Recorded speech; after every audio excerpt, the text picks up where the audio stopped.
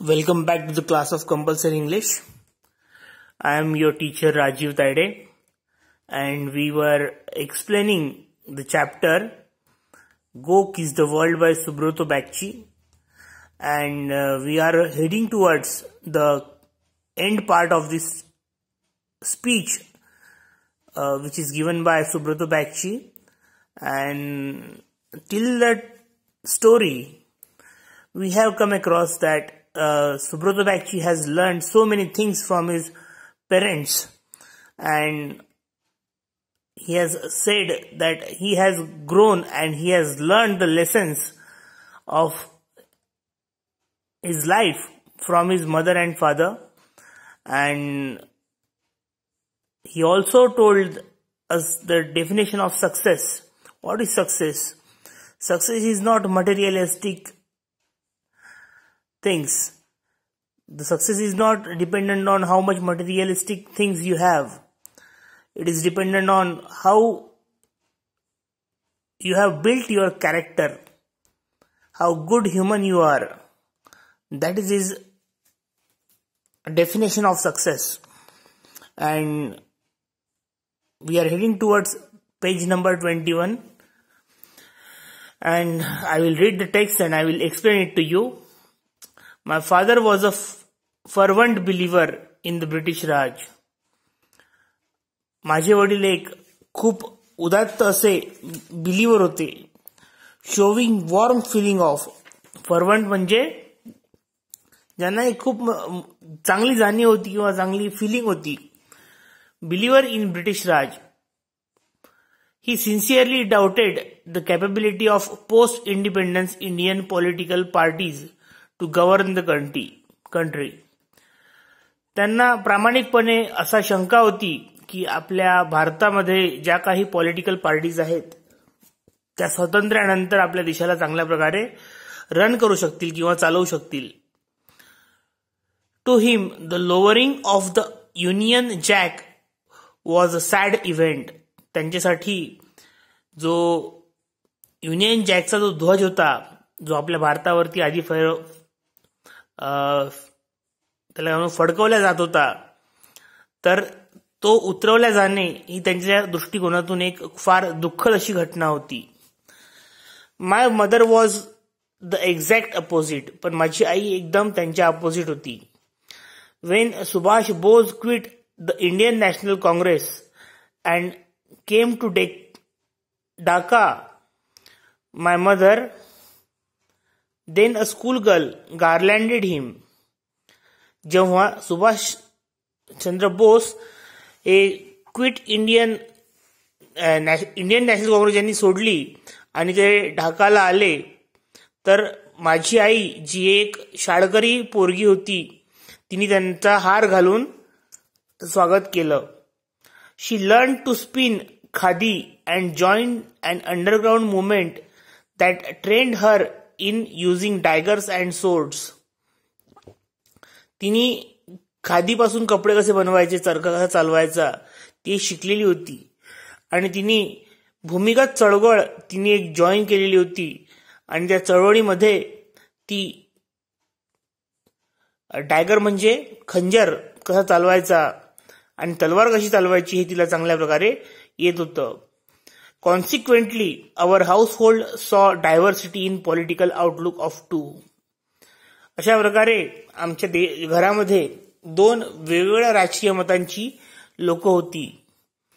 On major issues concerning the world the old man and the old lady had differing opinions. जगामधल्या मोठमोठ्या जे issues आहेत, घटना आहेत किंवा त्याला काय म्हणू आपण प्रॉब्लेम्स आहेत, त्यावरती या दोघांचे, माझ्या आई वडिलांचे जे मतं होती ती कशी होती, विभिन्न होती, एकसारखी नव्हती.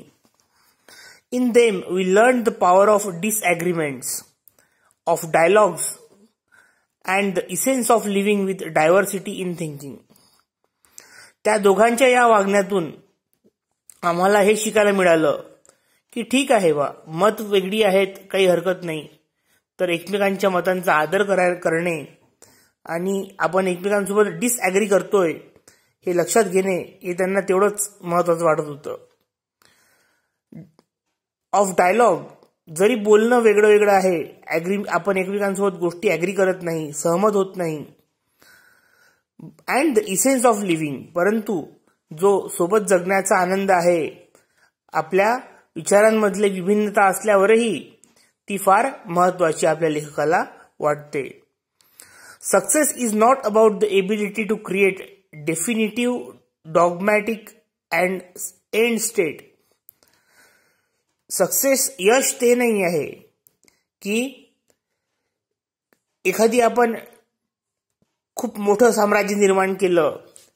It is about unfolding thought processes of dialogue and कंटिन्युअम.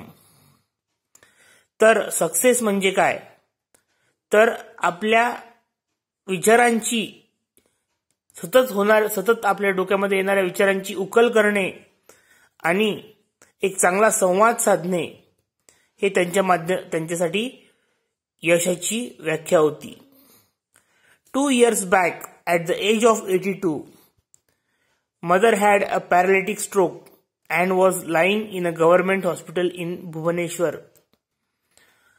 2 वर्षापूर्वी माझ्या आई, जेव्हा ती 82 वर्षांची होती, तिला पॅरालिसिसचा अटॅक आला आणि ती सरकारी इस्पितळात भुवनेश्वर येथे तिला ऍडमिट करण्यात आलं. I flew down from the US where I was serving my second stint. परत मी अमेरिकेवरून परत भारतात आलो आणि त्या ठिकाणी माझ्या आईचा ज्या घटका मी पाहत होतो, तिला बघायला आलो. I spent 2 weeks with her in the hospital as she remained in paralytic state. मी 2 आठवडे तिच्यासोबत त्या हॉस्पिटलमध्ये घालवले आणि ती त्या पॅरालिसिस गेलेल्या अवस्थेतच होती. She was neither getting better nor moving on. ती दुरुस्तही होत नव्हती आणि हालचालही करत नव्हती. Eventually I had to return to work.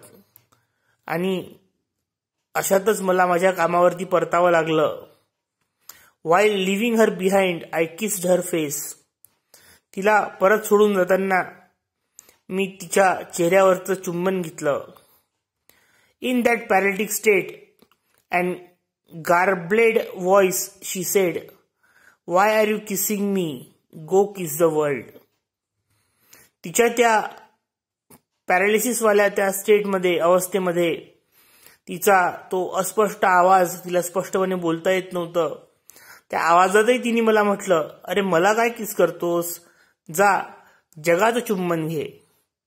Her river was nearing its journey.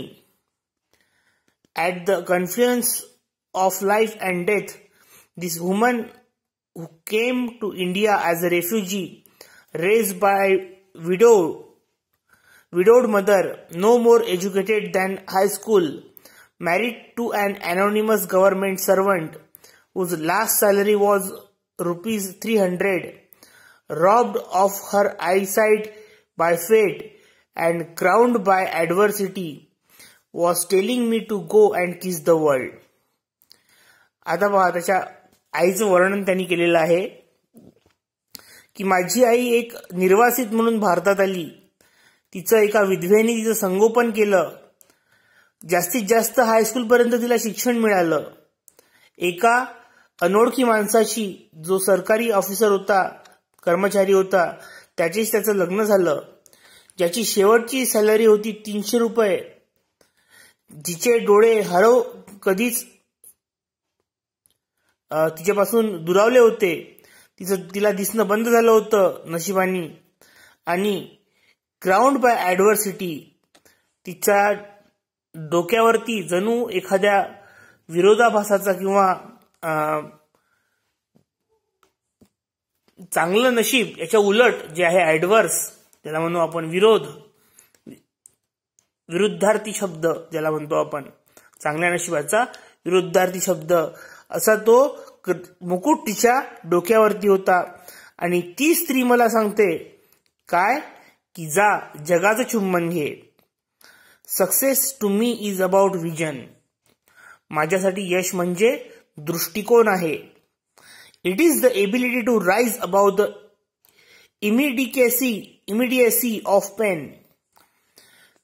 माझ्यासाठी ते एक क्षमता आहे जी तुम्हाला तुमच्या अतीव दुःखात तुम्हाला काय करते, त्या दुःखाच्या वर जाऊन काहीतरी करून दाखवण्याची प्रेरणा देते. इट इज अबाउट इमॅजिनेशन, हे एका कल्पनेबद्दलचं आहे. It is about sensitivity to small people, लहान लोकांबद्दल असलेल्या संवेदनशीलतेचा तो एक भाग आहे. It is about building inclusions, तो आपल्यामध्ये असलेल्या क्षमतांचा विकास करणे, बांधणी करणे आहे. It is about connectedness to larger world existence, हे कशाबद्दल आहे? यश म्हणजे या मोठ्या अशा विशाल अशा जगाशी आपला संबंध प्रस्थापित करण्यासारखा आहे. इट इज अबाउट पर्सनल टेनॅसिटी, ही स्वतःबद्दलचा जो एक फर्मनेस आहे, विश्वास जो आहे, एक दृढता जी आहे त्याच्याबद्दलचा आहे.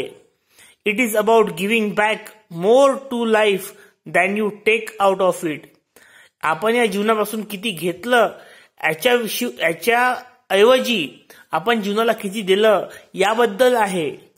It is about creating extra ordinary success with ordinary live, हे यश कशाबद्दलचं आहे तर एक्स्ट्राऑर्डिनरी, असामान्य असं यश संपादन करणं आपल्या सामान्य जीवनातून. Thank you very much. I wish you good luck and God speed. मी तुम्हाला या ठिकाणी तुमचा आभार मानतो आणि तुम्हाला तुमच्या नशिबाचा तुम्हाला साथ मिळावी आणि देव तुम्हाला चेतना देव, तुम्हाला वेग देव. गो किस द वर्ल्ड. आणि मी सुद्धा तुम्हाला सांगू इच्छितो की जा जगाचे चुंबन घ्या. अशा प्रकारे आपण हा धडा या ठिकाणी संपवलेला आहे. होपफुली तुम्हाला भरपूरशा गोष्टी कळलेल्या असतील.